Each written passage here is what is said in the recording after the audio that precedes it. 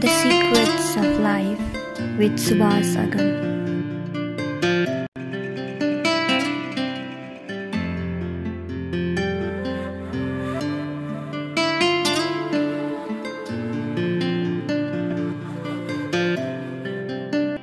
नमस्कार समादरणीय दर्शकवृन्द, स्वधर्म टेलिभिजनको प्रस्तुति द सिक्रेट्स अफ लाइफमा हजुरहरूलाई स्वागत गर्न चाहन्छु। विशेष गरेर जैन परम्परामा महावीर मुनि जसलाई चाहिँ अन्तिम तीर्थङ्कर पनि भनिन्छ, उहाँको धेरै महत्ता छ, उहाँको धेरै चर्चा गरिन्छ, उहाँको बारेमा कुरा गर्नेछौँ। आउनुहोस्, नेपाल केशरी डाक्टर मणिभद्र मुनिजी हाम्रो साथमा हुनुहुन्छ। आउनुहोस्, उहाँलाई स्वागत गरौँ। कार्यक्रममा स्वागत छ गुरु। धन्यवाद हजुर। सन्चै हुनुहुन्छ? आराम छ। अघिल्लो अङ्कमा हामीले हजुरलाई समग्रमा हजुरको जीवनको बारेमा बुझ्यौँ र दर्शनको बारेमा पनि बुझ्यौँ। यति बुझिसकेपछि जैन परम्परामा मूलतः महावीर जो अन्तिम तीर्थङ्कर हुनुहुन्छ, सबैभन्दा नजिकको तीर्थङ्कर, अरू अलि धेरै पर हुनुभयो, उहाँ अलि नजिक हुनुभयो, 2500-2600 वर्ष अगाडिको कुरा। त्यसले गर्दा उहाँकै बारेमा नजिकबाट अझै बुझ्न, उहाँको जीवनबाट केही प्रेरणा मिल्छ कि हामीलाई पनि, किनभने साधु सन्तको कथा कहानीबाट जति सहज तरिकाले हामीले प्रेरणा पाउँछौँ त्यो दर्शनको कथाले पनि पाइँदैन, दर्शनले पनि पाइँदैन। त्यसले गर्दा कथा सुन्दा एक खालको रोचकता पनि हुन्छ। त्यो सुन्न हजुरसँग आएको छु। तर त्योभन्दा अगाडि चाहिँ जुन जैन परम्परामा भनिने ओम अरिहन्ताणम, ओम सिद्धाणम, यो जुन खालको शब्द छ, यो मन्त्र छ, त्यो मन्त्रको अर्थ के हो र यसको साधना कसरी गरिन्छ, यसको अलिकति बताइदिनुहोस् त। धन्यवाद हजुरलाई। नौकार महामन्त्रको उच्चारणबाट नै हामीले यो कार्यक्रम आज सुरु गरौँ। बिल्कुल। ओम नमो अरिहन्ताणम, ओम नमो सिद्धाणम, ओम नमो आयर्याणम, ओम नमो उवझायाणम, नमो लोये सव साहुणम, नमो लोये सव साहुणम, एसो पंचणमोकारो सवपावपणासनो,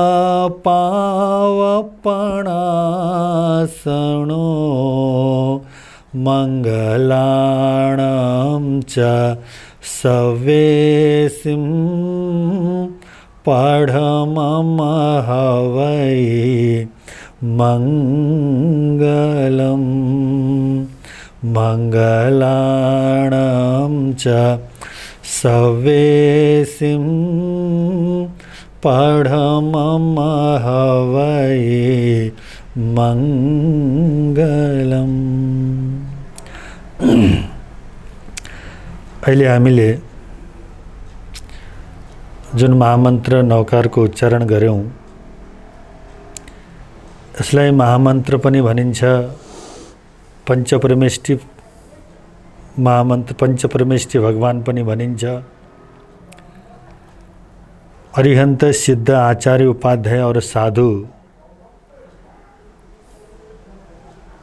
यी सबै महापुरुषहरूलाई मैले नमन गर्दछु भनेर यो महामन्त्रमा भनिएको छ। पहिला नमो अरिहन्ताणम, नमो भनेको नमन, किनकि धर्मको सुरुवात नै नमनबाट हुन्छ। जो व्यक्ति झुक्न सक्दैन, नमन गर्न सक्दैन, नम्न सक्दैन, तो व्यक्ति धर्ममा प्रवेश गर्न पनि सक्दैन। सबैभन्दा पहिला हाम्रो शर्त छ, तिमी विनम्र बन, नम्र हुन आवश्यक छ। तो यहाँ पनि नौकार मन्त्र शुभारम्भमा नै सबभन्दा पहिलो शब्द नै नमोबाट सुरु भयो। तो नमो अरिहन्ताणम भनेको नमन गर्दछु मैले अरिहन्तहरूलाई। अरि भनेको शत्रु, हन्त भनेको हनन गर्नेवाला, जसले आफ्नो शत्रुहरूको हनन गर्यो, हत्या गर्यो, समाप्त गर्यो, त्यस्ता महापुरुष, त्यस्ता भगवानलाई मैले नमन गर्दछु। हजुर। अब हाम्रा मनमा एउटा जिज्ञासा पनि उठ्न सक्छ, भगवानका भित्र त दया हुन्छ, करुणा हुन्छ, सबै प्राणीहरूका प्रति एउटै भाव हुन्छ, त शत्रुहरूलाई कसरी हत्या गर्ने भाव भगवानमा आयो त नि भनेर एउटा हामीले मनमा जिज्ञासा पनि आउन सक्छ। भगवानका लागि त सबै समान हुन्छन्, त कसैलाई पनि उनले हिंसा हत्या नगर्ने अवस्था हुनुपर्छ भन्ने यो जिज्ञासा उठ्न स्वाभाविक पनि हो र उठ्न पनि सक्छ। र त्यसमा हाम्रा शत्रु जीवनमा दुई तरहका शत्रुहरू हुन्छन्। एउटा शत्रु बाह्य शत्रु और अर्का शत्रु आभ्यन्तर शत्रु। बाह्य शत्रुको सम्बन्ध हाम्रो शरीरसँग हुन्छ और आभ्यन्तर आन्तरिक शत्रुको सम्बन्ध हाम्रो आत्मासँग हुन्छ। एउटा हाम्रा शत्रु जसले हाम्रो जीवनको ज्यान मालको हानि पहुँचाउँछ भनेदेखि तो बाह्य शत्रु हो। तो बाह्य शत्रुको जन्म पनि आन्तरिक शत्रुबाट नै हुन्छ। और बाह्य शत्रुले हामीलाई बढीभन्दा बढी हाम्रो शरीरबाट प्राण हरण गर्देला, त्यहाँभन्दा बढी उसले अरू केही गर्न सक्दैन। कुनै शत्रुले हामीलाई चाहेर नरक र त्रियञ्च गतिमा पुर्याउने सम्भावना बाह्य शत्रुको हुँदैन।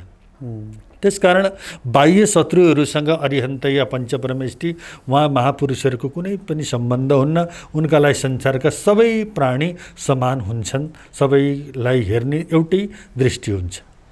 तर आभ्यन्तर शत्रु भनेका रिस, राग, अहंकार, लोभ, राग, द्वेष, क्रोध, मान, माया, लोभ, यी चार कसाय राग र द्वेष यी हाम्रा आत्माका शत्रुहरू हुन्। आज हाम्रा बाह्य शत्रुको जन्म हुन्छ भनेदेखि मेरा भित्र एउटा रिस छ, अहंकार छ। त्यो रिस, अहंकार, लोभले नै बाह्य शत्रुहरूको जन्म गराउने गर्दछ।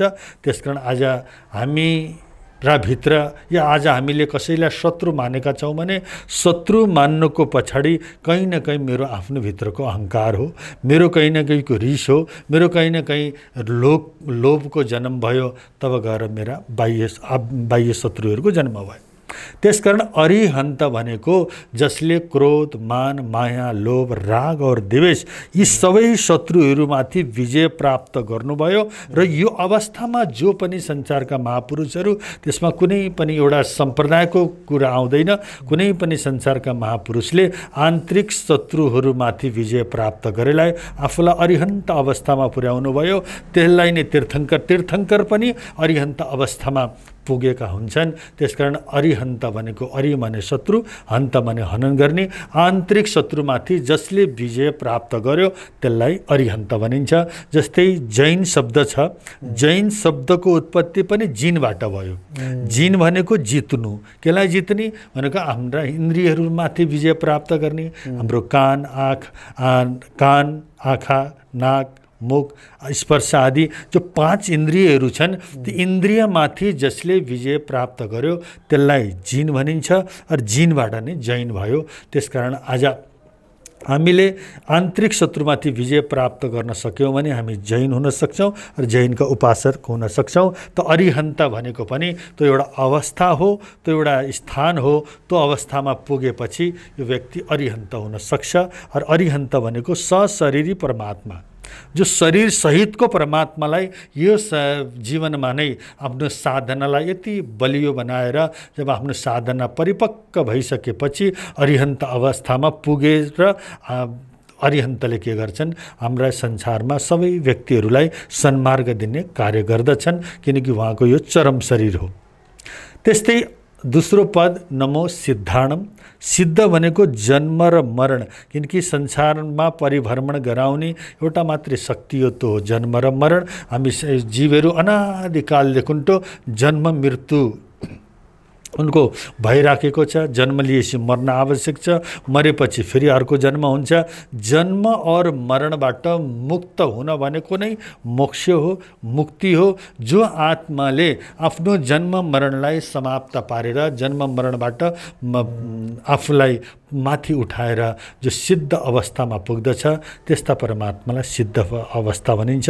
जो अहिले हामीसँग छैनन् तर उहाँले आफ्नो सम्पूर्ण कार्यलाई सिद्ध गर्नुभयो। संसारको सबै कार्य सिद्ध गरेर जन्म मरणबाट मुक्त हुने आत्मालाई सिद्ध भनिन्छ।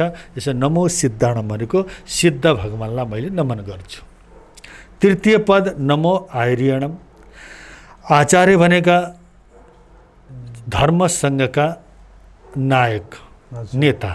जस्तै आफ्नो स्वयंको आचरण त शुद्ध छ और शुद्ध आचरणमा अगाडि बढाउने प्रेरणा दिने, शुद्ध आचरणको प्रेरणा दिएर आफूसँग ठुलो एउटा सङ्घ स्थापित गरेर उनले त्यो सङ्घको नेतृत्व गरेर सङ्घको व्यवस्था गर्ने, त्यो पनि धर्म सङ्घ र आध्यात्म मार्गको एउटा व्यवस्था दिने जो सङ्घका नायक छन्, त्यस्ता आध्यात्म मार्गका जो एउटा नेतृत्व गर्ने अवस्थाका साधकहरूलाई आचार्य भनिन्छ। र यस्ता आचार्यलाई मैले नमन गर्छु। नमो उपाध्यायणम। उपाध्याय भनेको ज्ञानका दाता। ज्ञान भनेको सामान्य सांसारिक ज्ञान होइन, आध्यात्म ज्ञान जुन व्यक्तिले दिन्छ त्यो व्यक्ति, किनकि ज्ञान दुई प्रकारका हुन्छन्, एउटा भौतिक ज्ञान और एउटा आध्यात्मिक ज्ञान। आध्यात्म ज्ञानले हामीलाई मोक्षसम्म लिएर जान सक्छ, मुक्त गर्न सक्छ। तर आध्यात्म ज्ञानका दाता यस्ता गुरुलाई उपाध्याय भनिन्छ। नमो उपाध्यायणम भनेर। नमो लोये सव्व साहुणम, यो ठुलो व्यापक शब्द हो। नमो माने नमन गर्दछु, लोय माने लोक, सब्ब माने सबै, साहुणम भनेको साधु। लोकका सम्पूर्ण साधुहरूलाई मैले नमन गर्दछु। र यसमा कुनै एउटा सम्प्रदायका साधुसँग मात्रै सीमित रहेर फलाना मैले जुनलाई मानेको छु त्यति सम्प्रदायमा यो ठाउँमा भएका साधुलाई मात्रै मैले नमन गर्छु भने साम्प्रदायिक यसमा कुनै पनि भाव छैन। यो महामन्त्र नौकारमा त मात्र गुणको पूजा छ। यो गुणमा जुन पनि आत्मा पुग्दछ, जुन पनि जीव यो स्थानमा पुग्यो भने त्यसलाई मैले नमन गर्दछु। नमो लोय सव्व साहुणम। लोकमा पहिले भएका साधुहरू, अहिले वर्तमानमा भएका साधु र भविष्यमा हुनेवाला साधु, सम्पूर्ण साधुहरूलाई मैले नमन गर्दछु। यो नमो लोय पञ्चम पदले सम्पूर्ण संसारका साधुलाई मेरो नमन के गर्दछ, मेरो बन्धन उसँग पुग्दछ। अब साधु भनेका कुनै एउटा सम्प्रदाय विशेषको दीक्षा अंगीकार गरेर हिँड्ने साधु नै सामान्य रूपमा हामीले हेर्ने हो भने जर, जोरु और जमिन संसारमा विवादको एउटा मात्रै कारण छ, जर, जोरु और जमिन। जर भनेको सम्पत्ति, जोरु भनेको परिवार और जमिन भनेको अचल सम्पत्ति। आखिर मूल रूपमा हामी हेर्ने हो भनेदेखि संसारमा तीनवटै कारणले आज विवाद छ, तीनवटै कारणले युद्ध निम्त्याउँछ, तीन कारणका लागि नै रिस, राग, अहंकार, क्रोध आदिको जन्म हुन्छ, जसले यो तीन जर, जोरु और जमिनलाई त्यागेर भिक्षुको रूपमा एउटा साधकको रूपमा साधना गर्दछ। त्यस्ता साधुलाई हामीले साधु भनिन्छ। त्यसकारण नमो लोय सव्व साहुणको मतलब नमन गर्दछु मैले लोकका सम्पूर्ण साधुलाई भनेर यसरी के गरिन्छ, नमन गरिन्छ। र यसलाई महामन्त्र भन्नका पछाडि कुनै पनि धर्म सम्प्रदायको यसमा छैन, आग्रह छैन। यो गुणमा पुग्ने सबै आत्मालाई मैले नमन गर्छु भनेर हाम्रो जैन धर्ममा पञ्चपरमेष्ठीको साधना और यही नौकार मन्त्रको साधना हामीले गर्दछौँ। र यसैको ध्यान र यसैको उपासना जैन परम्परामा गर्ने एउटा विधान छ। ठिक छ, बहुत सुन्दर व्याख्या गरिदिनु भयो। अब हामी महावीरको बारेमा कुरा गर्नेछौँ। महावीर जो एउटा राजकुमारको रूपमा जन्म लिनुभयो एउटा राज परिवारमा, र हामीले सामान्यतया सुनेको भनेको चाहिँ युवा अवस्थामा निकै बलवान भएको कारणले राम्रा सुरवीर भएका कामहरू गरेको हुनाले उहाँलाई वीर भनियो, महावीर भनियो। र उहाँले धेरै त्याग गरेर पछि एउटा चाहिँ जैन साधु बन्नुभयो। र मूल रूपमा हामीले अर्को एउटा चाहिँ सुनेको कुरा भनेको जुन उहाँले चाहिँ नाङ्गो हिँड्नुभयो, नाङ्गै हिँड्नुभयो। त्यो नाङ्गै हिँडेको चाहिँ उहाँ परमात्माको प्रेमको अतिरेक यति आनन्दमा हुनुहुन्थ्यो कि त्यो आनन्दको अतिरेक आनन्दमा चाहिँ आनन्दित मग्न भएर चाहिँ नाच्दै सुखी खुसी भएर चाहिँ आनन्दको चाहिँ त्यो सागरमा त्यो पौडिँदै हिँड्ने अवस्थामा कपडा खसेको पनि थाहा भएन र उहाँ नाङ्गो हुनुभयो। र नाङ्गो आम रूपमा हामीले नाङ्गो कोही लोग्ने मान्छेलाई पुरुषलाई देख्दाखेरि चाहिँ हामीले एउटा चाहिँ अर्कै दृष्टिकोणले हेर्छौँ, ओहो कस्तो मान्छे रहेछ, कति फोहोरी रहेछ, कति चाहिँ शर्म नभएको मान्छे रहेछ भनेर भन्छौँ भने महावीरलाई नाङ्गो हेर्दा यस्तो लाग्थ्यो अरे कि मान्छेले एउटा सानो बच्चालाई देखे जस्तो लाग्थ्यो अरे, त्यति प्रेमल लाग्थ्यो अरे, त्यो नाङ्गो बच्चा हो जस्तो लाग्थ्यो अरे। हामीले बुझेको सुनेको कुराहरू यिनै हुन्। अब हजुरले कहाँबाट कुरा सुरु गरिदिनुहुन्छ, गरिदिनुहोस्। जस्तै यहाँले भन्नुभयो भगवान् महावीरको बारेमा। भगवान् महावीर ईसाभन्दा 579 वर्ष पूर्व अहिले वर्तमानमा भारतको वैशाली नामक क्षेत्रमा उहाँको जन्म भयो। उहाँको पिताको नाम सिद्धार्थ र माता त्रिशला देवीको कुक्षीबाट महावीरको जन्म भयो।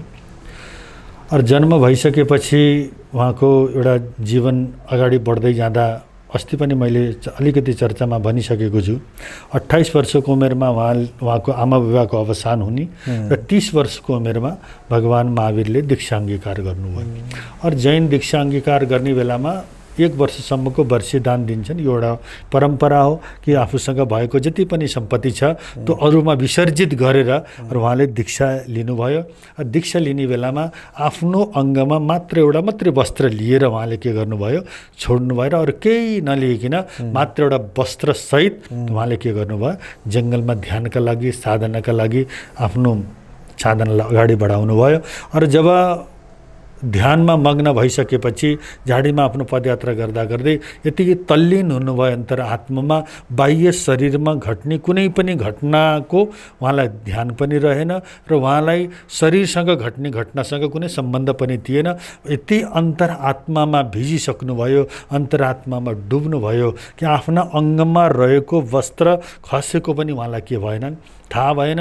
त्यही हजुरले भने जस्तै उहाँ निर्वस्त्र भएर ध्यान हुनुभयो। र अनि जति पनि संसारमा एउटा विपरीत लिङ्गका प्रतिको जो हाम्रो आकर्षण छ, त्यो आकर्षण हुनु भनेको हाम्रो भित्रको वासनाले हो।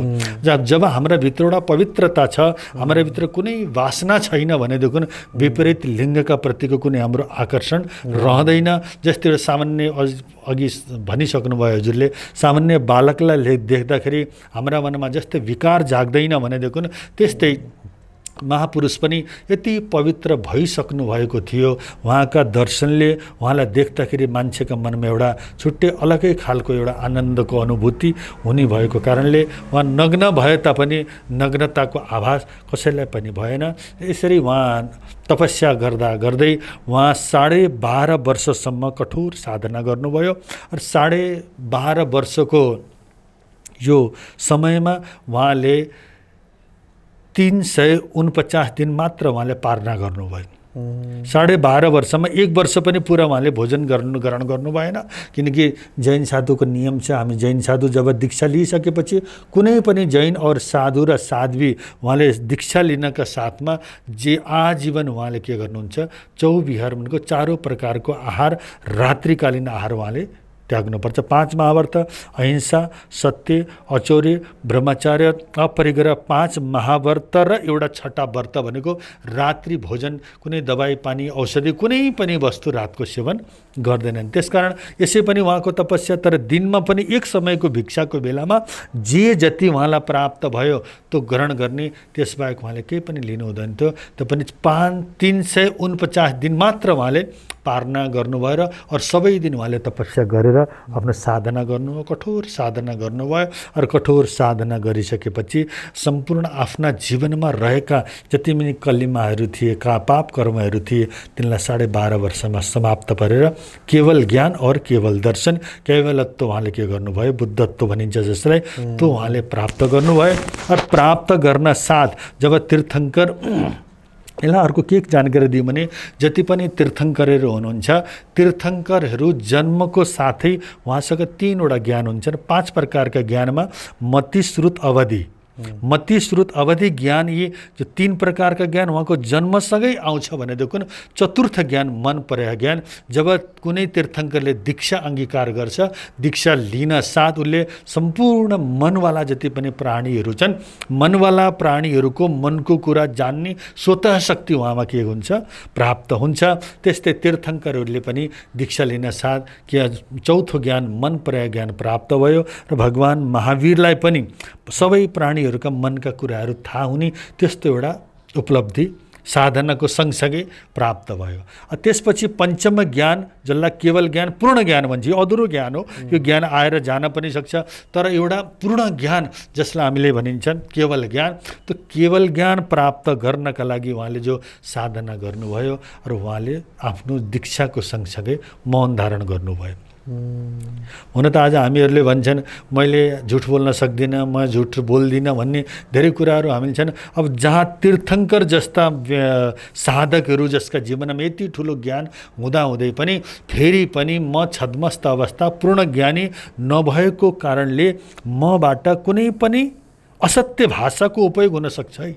लाओत्सेले जस्तै भन्नुभयो, सत्य कहा जा नहीं सकता, कहते से झूठ हो जाता है। सत्य भन्न सकिँदैन, सत्य भन्न साथ त झुठो हुन्छ अरे भन्नेको कारण जस्तै उहाँले भन्नुभयो, त्यस्तै तीर्थङ्करले नि भन्नुभयो, यो अवस्थामा कहीँ न कहीँ कुनै शब्दहरू हुन सक्छ, मैले मेरो भाव पवित्र भए तापनि शब्दमा कहीँ न कहीँ असत्य आउन सक्छ भनेर जबसम्म केवल ज्ञान हुँदैन, पूर्ण ज्ञान हुन्न, तबसम्म म मौन धारण गर्छु भनेर भगवान महावीरले पनि मौन धारण गर्नुभयो। र यो मौन 12.5 वर्षसम्म चल्यो। 12.5 वर्षसम्म केही शब्दहरू कसैले प्रश्न केही सोध्छन् भनेदेखि त्यसको एउटा सटिक एउटा उत्तर र अनि कहीँ मार्ग सोध्न पर्यो भनेदेखि एउटा शब्द, त्यहाँभन्दा ती सीमित शब्द बाहेक कुनै पनि शब्द वार्तालाप प्रवचन आदि कुनै पनि कुरा हुँदैन थियो।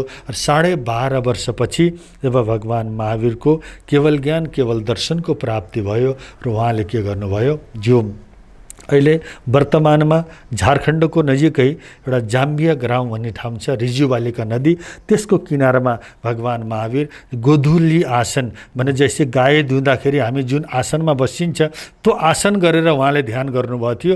फरक फरक खालका उहाँले आसन गर्नुहुन्थ्यो, त्यो फरक फरक खालको आसनमा उहाँले ध्यानको प्रयोग गर्नुहुन्थ्यो। त गोधुली आसनमा उहाँले के गर्नुभयो, गोधु आसनमा उहाँ बस्दा बस्दै त्यही बेलामा उहाँलाई ज्ञान प्रकट भयो।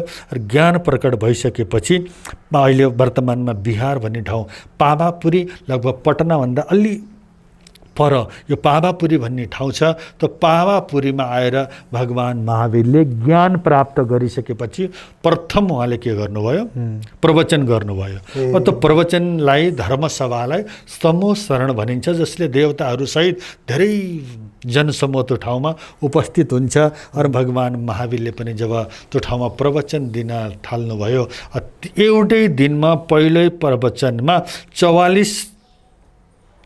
44,000 ब्राह्मण, 4,400 ब्राह्मणहरू, 4,400 ब्राह्मणहरूले एकै दिनमा के गर्नुभयो, दीक्षा लिनुभयो। त्यो बेलाका सबभन्दा धुरन्धर विद्वान, सबभन्दा जसलाई कहलाएका विद्वान इन्द्रभूति गौतम नामका ब्राह्मण थिए। उनले आफ्नो 500 शिष्यसहित भगवान महावीरको प्रवचन सुन्न साथ उनीहरूले दीक्षा लिए। यसरी 11 ब्राह्मणको एउटा समूह बनाएर उहाँले फेरि आफ्नो यो ज्ञान विस्तारका लागि के गर्नुभयो, एउटा ज्ञान दिनुभयो। र भगवान महावीरले आफ्नो जीवनकालमा 14,000 साधु र 36,000 साध्वीहरू को एउटा विशाल धर्मसङ्घ उहाँले बनाउनु भयो। र यो विशाल धर्मसभा भगवान महावीरको अगाडिबाट 1,59,000 श्रावक र 3,18,000 श्राविका, साधु साध्वी श्रावक र श्राविका अस्ति पनि मैले भनिसकेँ थिएँ। यी 4 जनालाई हामीले तीर्थ भनिन्छ। साधु साध्वी श्रावक र श्राविका यी 4वटा जो तीर्थ थिए, तीर्थको स्थापना गरेर भगवान महावीरको धर्मसङ्घ अगाडि बढ्यो। र अगाडि बढिसकेपछि भगवान महावीरले धेरै सन्देश आफ्नो जीवनबाट दिनुभयो। जस्तै जातिवादको कुरा गर्ने भने भगवान महावीरले भन्नुहुन्छ, एगा मनुष्य जाई, संसारमा मनुष्य जाति एक हो, कुनै जाति ठुलो र सानो हुँदैन, आफ्ना कर्मले ठुलो र कम्मुडा कम्मुडा होइ खत्ती हो। उहाँले भन्नुहुन्छ कर्मले नै ब्राह्मण हुन्छ, कर्म गरेर नै क्षत्रिय हो। अब वैश्य र शूद्र पनि आफ्नै कर्मले हुन्छ, कुनै जातिको आधारमा उहाँले जन्मको आधारमा जातिलाई मान्नु भएन, उहाँले त कर्मको आधारमा जातिलाई मान्नुभयो। हामीले जस्तो कर्म गर्दछौँ मेरो कर्मको अनुसार नै मेरो जाति हुन्छ। अरू म ब्राह्मण कुलमा श्रेष्ठ कुलमा मैले जन्म लिएँ तर मेरो खानपान शुद्ध छैन, मैले आहार विहारको मलाई होस छैन, मैले जे पनि गर्दछु जस्तो कार्य नै गर्दछु भने त्यो कार्य गरेर मात्रै त्यो मान्छे श्रेष्ठ हुँदैन। त्यो गरेर त्यो व्यक्ति जातिले गर्दा श्रेष्ठ हुँदैन। चाहे जैन कुलमा हो, चाहे ब्राह्मण कुलमा हो, कुनै पनि कुलमा तिमीले उच्च कुलमा जन्म लिएर तिमी श्रेष्ठ हुन सक्दैनौ। तिम्रो कर्म पनि के हुनुपर्छ? श्रेष्ठ हुनुपर्छ। त्यसकारण उहाँले भन्नुभयो तिम्रो कर्म के गर कर्मले नै तिमी ब्राह्मण, क्षत्रिय, वैश्य र शूद्र हुन्छौ भनेर यस्ता कुराहरू दिनुभयो। र भगवान् महावीरका सिद्धान्तहरू अहिंसा, अनेकान्तर, अपरिग्रह 3 मूल सिद्धान्तलाई भगवान् महावीरले के गर्नुभयो? आफ्नो सन्देशमा दिनुभयो। र यस्ता विभिन्न खालका सन्देश भगवान् महावीरले अगाडि बढाउनु भयो। र अगाडि यहाँलाई अरू केही जिज्ञासा छ भने मूल रूपमा चाहिँ जुन उहाँले गौदु आसनमा गाईलाई दुने आसनमा बस्दाखेरि बुद्धत्व प्राप्त भयो भन्ने कुरा जुन छ, बुद्धत्व जुन प्राप्त भयो नि त्यसपछि त्यो बुद्धत्व भनेको चाहिँ के हो हजुरहरूको दृष्टिकोणबाट? बुद्धत्व भनेको या केवल ज्ञान भनेको ब्रह्म ज्ञान भनेको एउटै हो। हामीले चाहे ब्रह्म ज्ञान भनौँ, चाहे बुद्धत्व भनौँ, चाहे केवल ज्ञान भनौँ, यो भनेको पूर्ण ज्ञान प्राप्त हुनु। पूर्ण ज्ञान भनेको आत्माको ज्ञान, आत्मालाई पूर्ण रूपमा जान्नु नै यो केवल ज्ञान हो। भनेर आत्माको शक्ति अनन्त छ और अनन्त शक्तिलाई चिन्ने अवस्थामा पुग्नु भनेको त्यसलाई के भनिन्छ? केवल ज्ञान भनिन्छ। केवल ज्ञान भनेको संसारको कुनै पनि तीनै भूत, भविष्य, वर्तमान तीनै कालको सबै कुरालाई बिना इन्द्रियका सहयोगले आत्माले देख्न सक्ने अवस्था भनेको केवल ज्ञान। इन्द्रियको सहयोगको आवश्यकता छैन। मेरा आत्माले नै सम्पूर्ण संसारलाई के गर्न थाल्यो? देख्न प्रारम्भ गर्यो भनेदेखि त्यो केवल ज्ञान हो। और यो केवल ज्ञान एकपटक जब हाम्रो आत्मालाई स्पर्श गर्छ त्यसपछि केवल ज्ञान कहिले पनि आत्माबाट बाहिर जाँदैन, फेरि त्यो पूर्ण ज्ञान हो। त्यसपछि उसको के हुन्छ? सिद्ध अवस्था नै हुन्छ। यसलाई पूर्ण ज्ञान भनेको केवल ज्ञान हो। और पूर्ण ज्ञान और आत्माको ज्ञान त्यसलाई बुद्धत्व भनिन्छ। महावीरले मौन बस्नुभन्दा अगाडि जुन भन्नुभएको थियो नि कि सत्य त्यही लाउसूले भने जस्तै भन्ने बित्तिकै असत्य भइजान्छ, सत्यलाई भाषामा शब्दमा ल्याउन गाह्रो छ। तथापि हालाकि उहाँले बोल्ने शब्द त प्राकृत शब्द थियो होइन, प्राकृत भाषा थियो होइन। अनि बुद्धत्व प्राप्त भइसकेपछि जसरी भगवान् बुद्धले बुद्धत्व प्राप्त भइसकेपछि सारनाथमा आएर 4 आर्य सत्यको बारेमा कुरा गर्नुभयो। महावीरले पनि त्यस्तो गरेर बुद्धत्व प्राप्त भइसकेपछि भनेका पहिलो वचन, पहिलो बाणीहरू त्यस्तो केही छ? यस्तो भगवान् महावीरले जुन भनेका कुराहरू अहिले वर्तमानमा भनेका कुराहरू अहिले जो वर्तमानमा हामीसँग छ त हामीसँग 32 आगम आप्त पुरुषले भनेका वाणीहरूलाई आगम भनिन्छ। त आगम अहिले हामीलाई 32 वटा आगमको रूपमा अहिले हामीसँग के छ? ती शास्त्रहरू मौजुद छन्। ती 32 वटा आगममा सबैभन्दा अन्तिम आगम भगवान् महावीरको अन्तिम वाणी उत्तराध्यान सूत्र। उत्तराध्यान सूत्र जस्तै हामीले पहिले भनिसकेका हौँ, हजुरलाई मैले अस्ति पनि सुस्ता भनेका थिएँ कि भगवान् महावीरले निर्वाणको बेलामा दिएको जीवनको आफ्नो जीवनको निचोड त्यो उत्तराध्यान सूत्र हो। तर यो 32 आगम छन्। ती 32 आगममा भगवान् महावीरले त्यही हिसाबले उहाँले के गर्नुभयो? ज्ञान दिनुभयो। उहाँको भाषा प्राकृत भाषामा उहाँले के गर्नुभयो? क्योंकि त्यतिखेरको जनसामान्यले बुझ्ने भाषा भनेको प्राकृत भाषा थियो। त्यो प्राकृत भाषामा उनीहरूले के गर्नुभयो? ज्ञान दिनुभयो। जैन परम्परामा नि जुन अब महावीर पछिको जुन यो परम्परा सुरु भएको छ, यो परम्परामा अहिले जैन साधुहरू निर्वस्त्र बेला बेलामा जसरी पब्लिकले यसरी मिटिङहरू गर्दाखेरि नभए पनि उहाँहरूको एउटा विशेष अवस्थामा चाहिँ निर्वस्त्र पनि भएको देखिन्छ। हजुरले नै अघि भन्नुभएको थियो कि बालवत भएको अवस्थामा हैन, त्यो एउटा अतिरेक आनन्दको अवस्थामा, एउटा चाहिँ समाधिको नि महासमाधिको अवस्थामा उहाँको शरीरबाट कपडा झरेको पनि थाहा नभएको अवस्था थियो उहाँको। गुरु चाहिँ त्यो कारणले चाहिँ त्यसरी चाहिँ निर्वस्त्र हुनुभएको थियो अनि त्यो कुरालाई परम्परा नै बनाउन मिल्छ र यो के भन्नुहुन्छ यसको बारेमा? भगवान महावीरको समयमा पनि त्यसपछि पनि जिन कल्पी और स्थविर कल्पी भनेर दुई रूपमा हाम्रो एउटा सम्प्रदायमा दुई प्रकारका साधकहरू।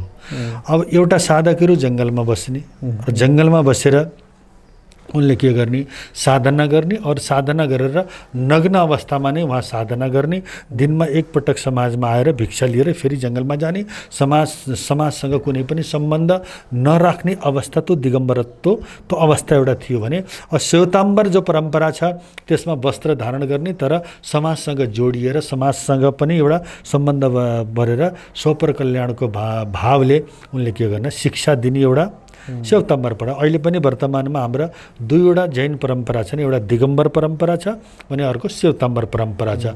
दिगम्बर भनेको पूर्ण रूपमा नग्न अवस्थामा रहने और श्वेताम्बर भनेको जसले सफेद वस्त्र सीमित मात्रामा आफ्नो सफेद वस्त्रको अंगीकार गर्नेवालालाई श्वेताम्बर भनिन्छ।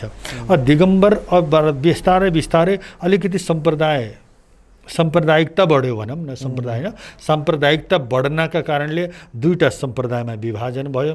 विभाजन हुनासाथ दिगम्बर सम्प्रदायका साधकहरू पनि समाजमा आउन प्रारम्भ गरेर समाजमा प्रवचन आदि दिएर त उहाँले के गर्नुभयो यो सम्प्रदाय नै बलियो बनाइसकेपछि अहिले वर्तमानमा दुई परम्परा छन्, दिगम्बर परम्परा और श्वेताम्बर परम्परा। यो दुईवटै परम्परा लगभग सिद्धान्तमा कुनै विशेष फरक छैन किनकि 5 महाव्रत जो साधुका छन् अहिंसा, सत्य, अचौर्य, ब्रह्मचर्य, अपरिग्रह और श्रावकका 12 व्रत छन्, तिनमा पनि कुनै फरक छैन। उपासना विधि एउटै छ, मात्र त्यो एउटाले वस्त्र लगाउने एउटाले नलगाउने त्यति मात्रै अन्तर छ, अरु यसमा केही विशेष अन्तर छैन। ठीक छ, हुन्छ। हजुरको पानी ग्रहण गर्ने समय हुन लाग्यो, एकछिन रोकौं। The Secrets of Life with Subhas Agam।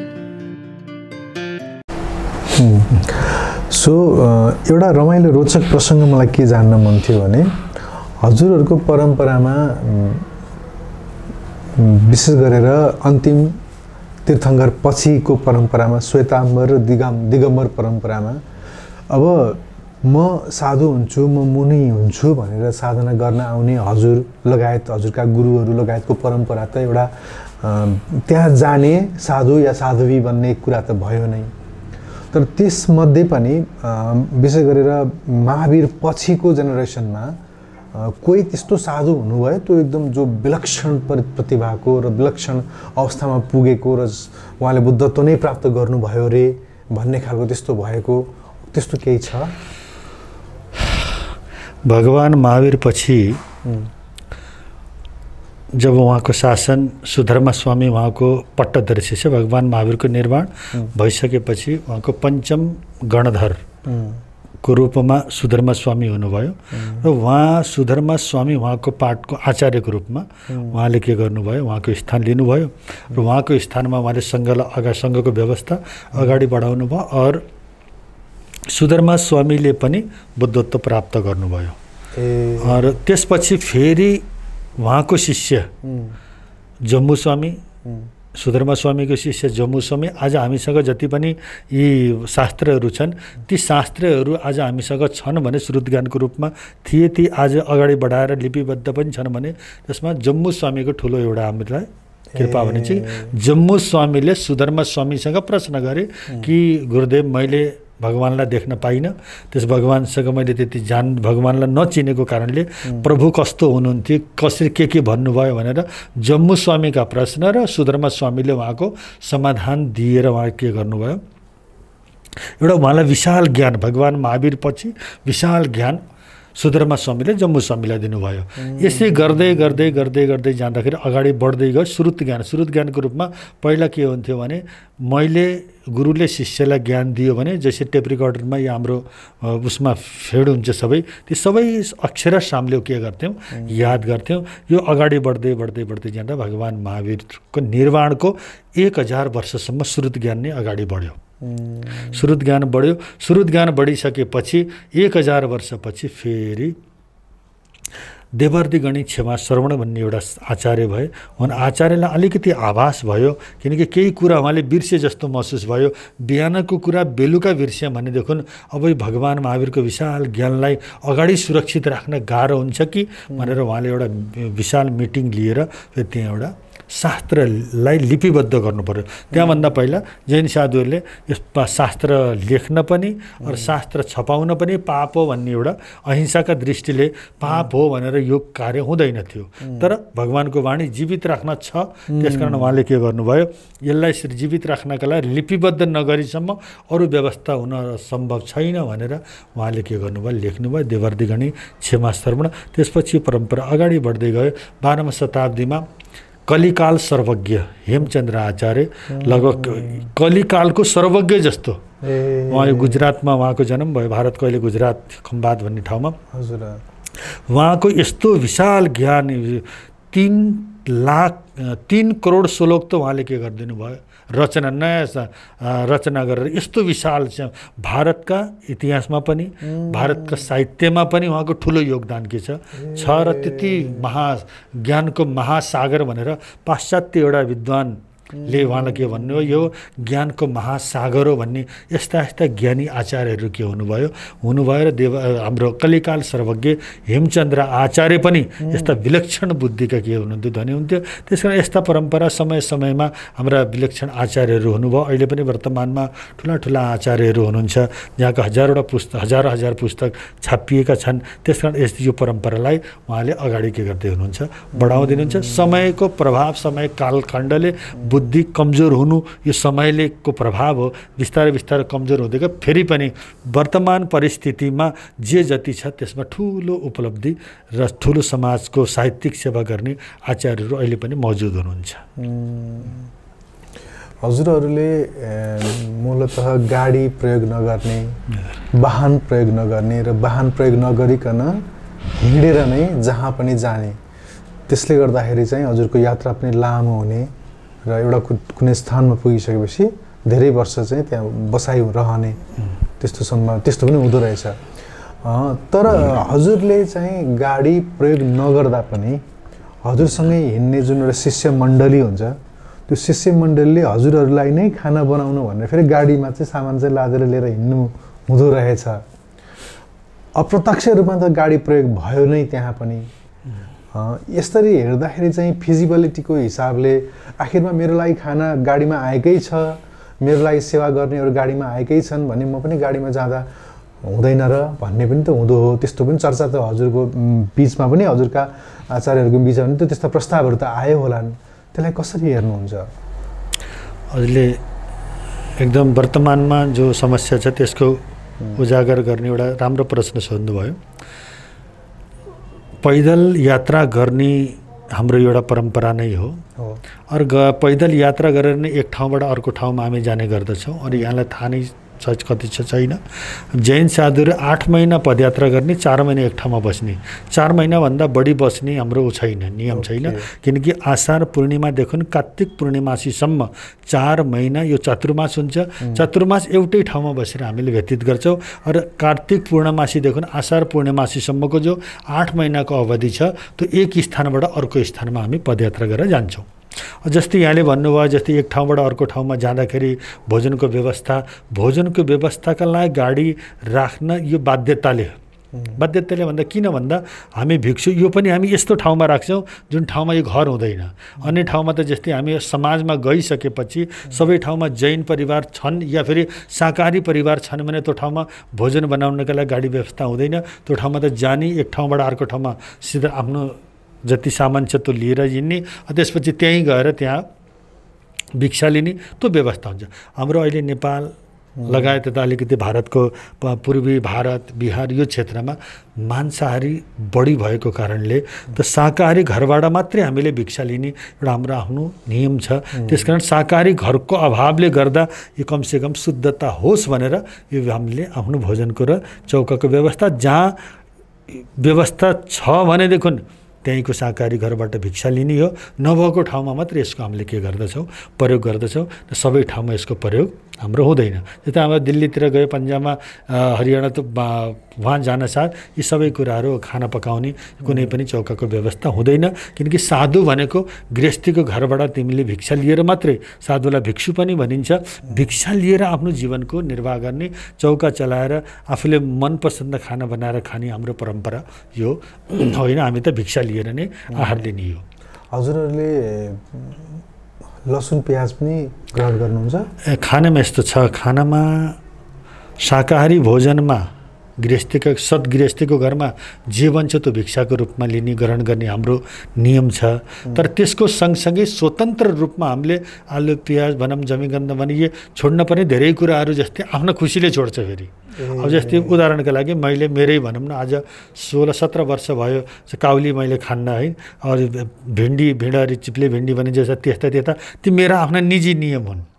त्यस्ता नियम होइनन् कि कमसेकम सद्गृहस्थको घरमा, शाकाहारी घरमा बनेको भिक्षा लिने आदेश हामीलाई भगवान्लाई दिनुभएको छ कि भाइ त्यो सद्गृहस्थीले जे खान्छ त्यही लिने, तिम्रा निमित्त नबनोस्, तिम्रालाई नबन्यो, तिम्रा त ल म हजुरले लसुन प्याज खानुहुन्छ र मैले ल मलाई बिना लसुन प्याजको बनाइदियो भनेदेखि त मेरा आदेशले बनेको भोजन भयो। साधुले आदेशले पनि बनाउने होइन।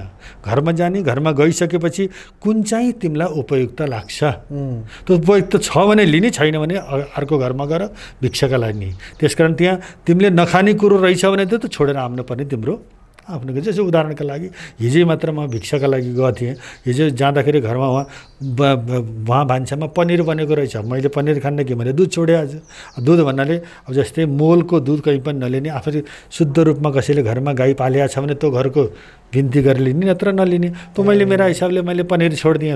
दुधले बनेको सबै कुरो मैले, मेरो त स्वतन्त्र, मेरो आफ्नो निजी नियम त हो। त्यसकारण व्यक्तिलाई यही होइन, तर भिक्षा लिँदाखेरि तिमीले विशेष शर्त राख्नु हुँदैन। शाकाहारी घरमा तिमीले भिक्षा लिन सक्छौ भनेर भन्नुभयो। हजुरले सन्यास लिनुभएको उमेर कुन हो रे? मेरो 17 वर्षको। 17 वर्षको उमेरमा। हजुर। सामान्यतया हामी यो उमेरमा आइसकेका पनि मान्छेहरूमा जीवनका आपाधापीहरू देख्दाखेरि पनि, जीवनमा निस्सारता छ भन्ने कुरा थाहा पाउँदै पनि वैराग्य जाग्दैन।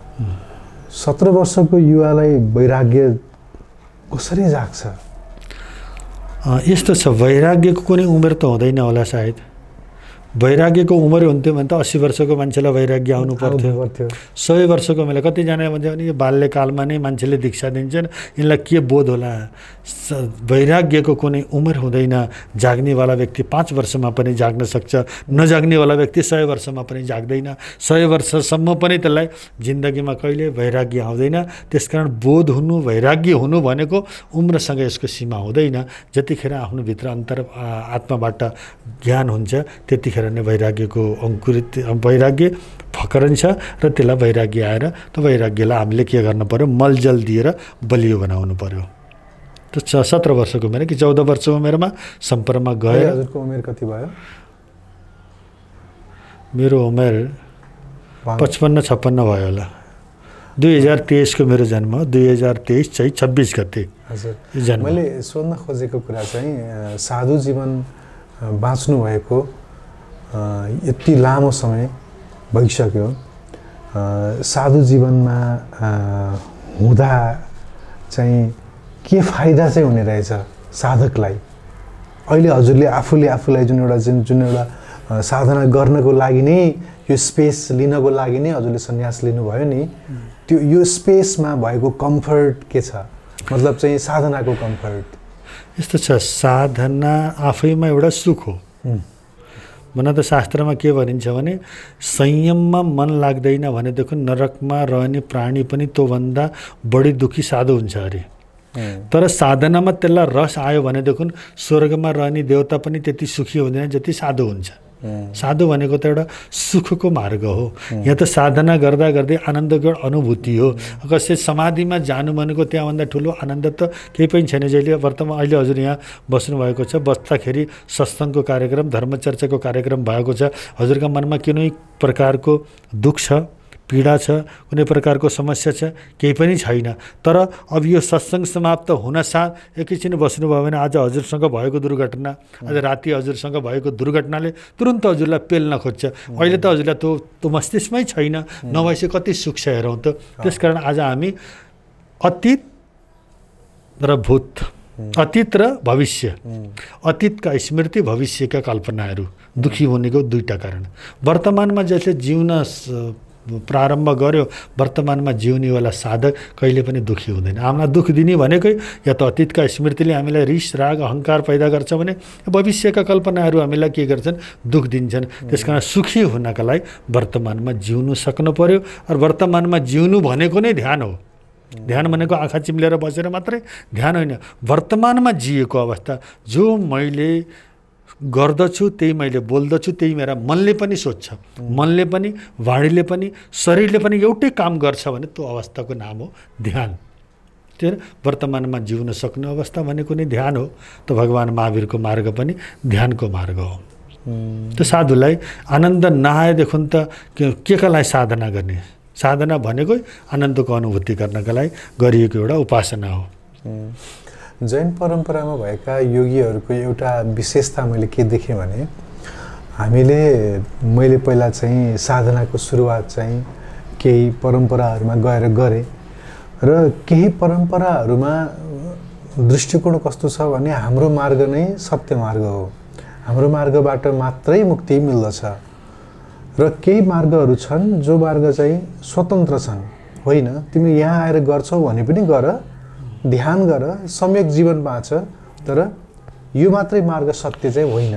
अरू पनि मार्गहरू छन्। विभिन्न मार्गहरूबाट जाने उद्देश्य एउटै हो, हामी जहाँबाट जुन मार्गबाट गए पनि हुन्छ भन्ने खालका परम्पराहरू पनि देखेँ मैले। हजुरहरूको परम्परा पनि खुला रहेछ। यो मेरो मात्रै परम्परा ठिक हो, महावीरलाई मात्रै भगवान माने पुग्छ, उहाँ बाहेक अरूबाट मुक्ति सम्भव छैन भनेर भन्नुहुँदो रहेनछ हजुरहरूले। यो मलाई विशेषता लाग्यो। यसको बारेमा अलिकति बताउनुहोस् त। यस्तो छ, भगवान् महावीरका 3 मुख्य सिद्धान्तहरू छन्। त्यो मुख्य सिद्धान्त भगवान् महावीरका भनेर सिर्फ महावीरले दिएको होइन। अहिंसा, अनेकान्त, अपरिग्रह।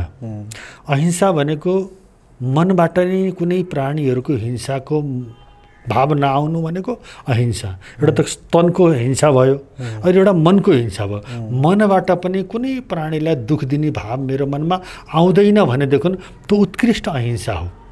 मेरा मनले, मेरा वाणीले, जब मनमै मेरो भाव छैन कसैलाई हिंसा गर्ने, दुख दिने भनेदेखि वाणीले दुख दिँदैन, शरीरले दिने त कुरा परै जाओ। मनबाट पनि कसै प्राणीका प्रति अभलो नचाहनु त अहिंसा हो। त्यो अहिंसा सिर्फ महावीरको सिद्धान्त होइन, संसारका प्रत्येक धर्म सम्प्रदायले अहिंसालाई मान्नुपर्छ। हिंसा कुनै पनि धर्म सम्प्रदायको सिद्धान्त हुन सक्दैन, छँदा पनि छैन। संसारमा कुन चाहिँ सम्प्रदाय छ त नि जसले हिंसाको समर्थन छँदै छैन। तर हामीले होइन मैले मात्रै दिएको सन्देश ठिक हो भनेर भन्छ भने त्यो अधुरो ज्ञान हो, त्यसलाई पूर्ण ज्ञान भनिँदैन। त्यो बिचरा सीमित छ, त्यसले जति देखो त्यति त मान्यो त्यसले। मलाई मात्रै, अब हजुरले मलाई चिन्नुभयो, हजुर जतिको ज्ञानी मैले संसारमा कसैलाई देखिनँ, हजुर मात्रै सही हो भन्नु भने हजुरको ज्ञान अधुरो, हजुरले मलाई मात्रै देखेर पो त्यसो भन्नु। संसारमा सबैलाई हेर्नु न, सबैलाई हेरिसकेपछि सबैमा आफ्नो आफ्नो कुनै न कुनै विशेषता छ। त्यसकारण अहिंसा प्रत्येक धर्म सम्प्रदायमा छ। अर्को कुरा अपरिग्रह। परिग्रह भनेको आसक्ति, वस्तु, व्यक्ति, परिस्थिति, धन सम्पत्तिका प्रति जो मेरो आसक्ति छ त्यसलाई परिग्रह भनिन्छ। त कुनै पनि वस्तुका प्रति मेरो ममत्व नरहनु, आसक्ति नरहनु भनेको अपरिग्रह अवस्था हो। त्यसकारण तेस्रो सिद्धान्त छ अनेकान्तवाद। यो महत्त्वपूर्ण। यो भगवान् महावीरले के गर्नुभयो, गहिराई से दिनुभयो। अहिले हजुरले प्रश्न सोधे जस्तै अनेकान्तवाद भनेको के? एकान्तवाद भनेको मैले जे भनेको छु त्यो मात्रै सत्य हो। अनेकान्तवाद भनेको मैले भनेको पनि सत्य हो। भाषामा फरक जान्नु होला। मैले जे भन्दछु त्यो मात्र सही हो भन्नु एउटा भाषा छ भने मैले जे भन्दछु त्यो पनि सही हो भन्नु दोस्रो भाषा छ। बिल्कुल। अनेकान्तवादीले के भन्छ, मैले जे भन्दछु त्यो पनि सही हो भनेर भन्दछ भने एकान्तवादीले भन्छ मैले मात्रै भनेको कुरा सही हो भन्छ भने त्यो संसारमा त्योभन्दा अज्ञानी अर्को कुनै हुन सक्दैन, त्यसलाई एकान्तवादी भनिन्छ। उदाहरणका लागि अब यहाँ हामीले झ्याल देखेका छौँ होइन, यो झ्याल सीमित झ्यालबाट बाहिर देखिएको आकाशलाई हामीले के भन्छौँ? आँखी झ्यालबाट देखिएको झ्याल, यो सानो झ्याल, सानो बाहिर आकाश हो। त मैले हजुरलाई के भने यो आकाश हो भनेर मैले भने मैले झुट बोलेँ, मैले सत्य बोलेँ नि। यो खाली स्थानबाट बाहिर देखिएको आकाश हो भनेर मैले भने मैले 100% के बोलेको छु?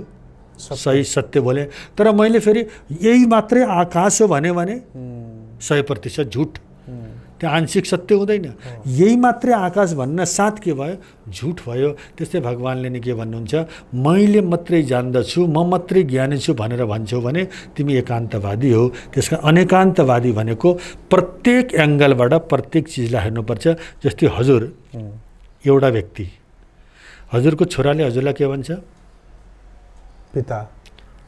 श्रीमतीले के भन्नुहुन्छ? श्रीमान। श्रीमान। बुबाले के भन्नुभयो? पुत्र। पुत्र।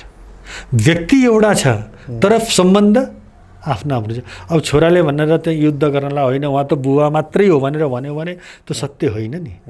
त्यस्तै झैँ संसारमा पनि सत्य विशाल छ, आकाश जस्तो खुल्ला विशाल छ। हामीले आंशिक ज्ञानलाई नै पूर्ण सत्य हो भनेर मान्दछौँ भने त्यो ज्ञानलाई एकान्तवादी भनिन्छ। कुनै चुचुरोमा जानका लागि 10वटा बाटा हुन सक्छन्, सबै दिशाबाट त्यहाँ बाटा हुन सक्छन्। बीच बाटामा चढ्दाखेरि कसैको दिशा, कसैको मुख उत्तरतिरबाट माथि चढेको छ भने कसैले दक्षिणतिरबाट त माथि जाँदाखेरि ठिक विपरीत देखिन्छ। तर माथि गइसकेपछि त पुग्ने ठाउँ एउटै हो। त्यहाँ गएपछि मात्रै त सत्य जानेपछि मात्रै हामीलाई थाहा भयो सबै बाटाहरू त यहीँ आउने रहेछन् नि। त्यति जानकारी हुनु पर्यो। त्यसकारण पूर्ण ज्ञान भनेको पूर्ण ज्ञानी व्यक्ति कहिले पनि म मात्रै सही हो भन्दैन, म पनि सही हो भन्छ। त्यस्तै चाहिँ भगवान् महावीरको अनेकान्तवाद विशेषको एउटा सिद्धान्त हो। यो विशेषताको कारणले पनि हजुरहरू अझै उदार देखिनुहुन्छ। हामी सामान्यतया बाहिर उदार हुनुपर्छ, देखिने उदार हुनु नै पर्छ।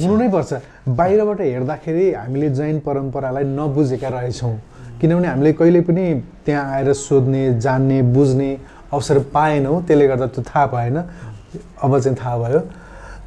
महावीरको नै प्रसङ्गमा हामीले संवाद सुरु गरेको भएको हुनाले अलिकति महावीरको फेरि केही कुराहरू कोट्याउन मन लागेको। महावीरको सङ्घमा चाहिँ पुरुष साधुहरू भन्दा महिला साधुवीहरूको सङ्ख्या बढी भएको रहेछ। यो कसरी यस्तो संयोग जोड्न गएछ? यो महावीर जबकि बुद्धको प्रसङ्गमा लिएर आउनुभयो भनेखेरि कस्तो छ भने बुद्धले चाहिँ महिलालाई चाहिँ एक्सेप्ट गर्नुभएको थिएन लामो समयसम्म, र पछि चाहिँ महिलालाई पनि गरौँ है भनिसकेपछि महावीरले दिइसकेपछि फेरि उहाँले होइन अब दिनुपर्छ, महावीरले पनि भिक्षुणीहरू बनाइसक्नु भएको छ भनेर प्रेरणा लिनुभयो र गर्नुभयो। र भन्दाखेरि के भन्नुभएको रहेछ भन्दा मेरो सङ्घ चाहिँ हजारौँ वर्षसम्म चल्थ्यो भने, अझ 5000 वर्षसम्म चल्थ्यो या कति वर्ष 1000 वर्षसम्म चल्थ्यो भने अब चाहिँ कम चल्ने भयो, यसको चाहिँ आयु घट्ने भयो सम्म भन्नुभएको थियो रे। अब यो के भन्नुभयो महावीरको सङ्घमा चाहिँ कसरी भएछ? महावीरको त यस्तो छ, महावीरको नि होइन अहिले पनि हामीले वर्तमानमा हेरौँ धर्म सङ्घमा महिलाहरूको योगदान ठुलो रहन्छ। कुनै पनि अहिले पनि हामीले धर्मसभामा महिला नहुने हो भने आध्यात्म जगत गरिब हुन सक्छ। महिलाहरूको कारणले नै अहिले धर्मसङ्घ चलेको छ। हामीले ठिक्क हेरौँ भगवान् महावीरमा 14,000 डबलभन्दा पनि बढी साध्वीहरू छन्। 3,59,000 भनेको त्यहाँ 1,59,000 श्रावक, 3,18,000 श्राविका, ठिक्क डबल श्राविकाहरूको सङ्ख्या छ भनेदेखि त्यस्तै यो धर्मसङ्घमा हुन त धर्म न स्त्री हो न पुरुष हो, बिल्कुल यो त आत्माको वस्तु हो। यसलाई न स्त्री भन्न सकिन्छ न पुरुष भन्न सकिन्छ। तर महिलाहरूमा फेरि पनि एउटा दया करुणाको भाव के विशेष भएको कारणले पनि यो हाम्रो धर्म सङ्घमा त्यो समयदेखि त अहिलेसम्म पनि महिलाहरूको सङ्ख्या बढी नै हुन्छ। अहिले पनि हामीले सत्सङ्ग आदिमा देख्ने हो भने महिलाहरूले नै यो परम्परा बढी धानेको देखिन्छ। त्यही त नि नेतृत्व भलै पुरुषले लियोस् तर महिलाहरूको सङ्ख्या भूमिका ठुलो रहन्छ। मैले सुने कि पोखरामा अहिले जहाँ हामी निवास गरेर बसेर यो संवाद गरिरहेका छौँ, पोखरामा जैन परिवारहरू एका दुक्का 4-5 वटा मात्रै परिवार हुनुहुँदो रहेछ। अनि भारतमा चाहिँ हजुरहरू जाँदाखेरि त्यहाँ सयौं हजारौं नै जैनहरूको सम्प्रदाय छ र मूलतः अझ भारतका धनाढ्य व्यक्तिहरू सबै जैन माडवारी परिवारका हुनुहुन्छ। त्यसले गर्दाखेरि जैनहरूलाई जुन माडवारीहरूको धनाढ्यहरूको सहयोगले गर्दा जति चाहिँ भारतमा जैन धर्मको विकास भएको छ, मन्दिरहरूको विकास भएको छ, जैन मन्दिरहरू र जैन विशेष गरेर तीर्थङ्करहरूका शालिगहरू ठुला ठुला विशाल विशाल शालिग बनेको छ। त्यो चाहिँ कम छ नेपालमा। मन्दिर नै जम्मा काठमाडौँमा मात्रै छ। यहाँ जैन भवन छ तर मन्दिर अझै बन्न सकेको अवस्था छैन। हालाकि यहाँ पनि बन्ने कुराहरू भएको मैले सुने। अर्थ त चाहिँदो रहेछ नि, होइन? विकास गर्नको लागि त, होइन? हामीले संसारलाई पूर्ण रूपमा नकार्न पनि त सक्दैनौँ, होइन? होइन, हजुरले कुरा गर्नुभयो मन्दिरको कुरा, तर मेरो त तर्क के छ, मेरो निजी तर्क है फेरि यो, मन्दिर धेरै हुन आवश्यक छैन। व्यक्तिहरू के गर्छ भने मन्दिर निर्माण गर्ने, करोडौं अर्बौं रुपियाँ मन्दिरमा लगाउन सक्छ, तर एउटा गरिबलाई भोजन दिन त्यसले सक्दैन। मैले त के भन्छु, एउटा शहरमा एउटा सामान्य मन्दिर आस्थाका लागि बनिदिएदेखि पर्याप्त छ। अन्य जो मन्दिरमा लाग्ने लाखौं करोडौं रुपियाँको सम्पत्ति छ, अनाथ आश्रम, स्कुल, अस्पताल, यस्ता शिक्षा र स्वास्थ्यको क्षेत्रमा लगाइदिएदेखि अझ सजिलो, अझ असल हुन्थ्यो कि भन्ने मेरो आफ्नै यो निजी मान्यता हो। त्यसकारण भारतमा जस्तै हजुरले मारवाडी भन्नुभयो, मारवाडी भनेको त एउटा सीमित, मारवाड भनेको राजस्थानको एउटा सीमित क्षेत्र। मारवाडी भनेर जैनलाई भनिन्न नेपालमा। मारवाडका केही व्यक्तिहरू आएको हुनाले मारवाडी जैन भनिन्छ। त पन्जाबी जैन पनि छुट्टै छन्, गुजराती जैनहरू आफ्नो ठाउँमा छ, अग्रवाल जैन छुट्टै छन्। त्यसकारण त विशाल जैनीहरूको एउटा के छ, सङ्ख्या छ। और जैन परम्परा जे होस् समृद्धशाली छ, किनकि उनको आफ्नै एउटा पुण्य छ। और आजसम्म कुनै पनि जैन भिखारी देख्न पाइँदैन। जैनको बालक कुनै पनि अनाथ आश्रम, अन्य अनाथ आश्रममा पढेको नपाउनु भनेको समाजको एउटा जागरुक अवस्था हो। धन नभएको होइन कसैसँग, धनलाई कसरी व्यवस्था गर्न, आफ्नो समाजलाई कसरी सुव्यवस्थित बनाउने भनी समाजका अग्रगण्य व्यक्तिहरूको के हुनुपर्छ, कर्तव्य हुनुपर्छ। त्यसकारण नेपालमा पनि अब जस्तै 4वटा घर हाम्रो पोखरामा छ भने यतिको भवन, यो पनि भारतका हाम्रो पूर्णको विशेष सहयोगले यो भवन बन्यो। त्यसकारण भवन बन्नुभन्दा पनि भवनको उपयोगिता, भवनमा आउने भक्तहरूको सङ्ख्या बढ्यो भनेदेखि त्यो छ। अनि हामीले त मैले मेरो मुख्य रूपमा त म कुनै धर्म सम्प्रदायका व्यक्तिहरू तिमी त्यो धर्म छोडेर यो धर्म, त्यो सम्प्रदाय छोडेर यो सम्प्रदायमा आऊ भन्ने मेरो आग्रह हुँदैन। तिमी त आफूलाई असल बनाऊ, जुन ठाउँमा भए पनि तिमी असल भयो। त्यो पनि तिमी जैन बन, हिन्दू बन, कुनै पनि धर्म सम्प्रदायका व्यक्ति किन नबन, तिमी असल बनिदियो भने असल समाज, समाज असल हुन्छ भने राष्ट्र असल हुन सक्छ। त्यसकारण हाम्रो राष्ट्र असल भइदियो भनेदेखि हामीलाई यसै नै के हुन्छ, असल राष्ट्रका निवासी हुन हामी पाउँछ भनेदेखि हामी सम्प्रदायवादी भन्ने होइन, सम्प्रदाय धर्मको एउटा बाटो अवश्य हो, तर साम्प्रदायिकता हाम्रा भित्र आउनु हुँदैन। बिल्कुल। अन्तमा भगवान महावीरको प्रसङ्गबाट नै संवाद सुरु भएको हुनाले अन्तमा पनि फेरि उहाँकै प्रसङ्गबाट जोड्न चाहन्छु। भगवान बुद्ध र महावीरको भेट भएको थियो भन्ने मैले अगाडिको अङ्कमा पनि यसो जिक्र गरेको थिएँ। मैले सुनेको कुरा हो, हजुर त त्यही परम्परामा जोडिनु भएको छ। बुद्धसँगको उहाँको सम्बन्ध कस्तो रह्यो, भेट भयो भएन, के कस्तो? भेट यस्तो छ, अब कहीँ भेट भएको र संवादको कुरो कुनै ठाउँमा उल्लेख छैन। दुवै महापुरुषको एउटै सिद्धान्त, एउटै समयको एउटा समकालीन व्यक्ति र समय एउटै सिद्धान्त भएको हुनाले भेट चाहिँ बुद्ध भन्दा अलि बुढा, अलि वृद्ध हुनुहुन्थ्यो। हुन त अब भगवान महावीर ईसा पूर्व 579 वर्ष हो। लगभग 38 वर्षको फरक हुन जान्छ।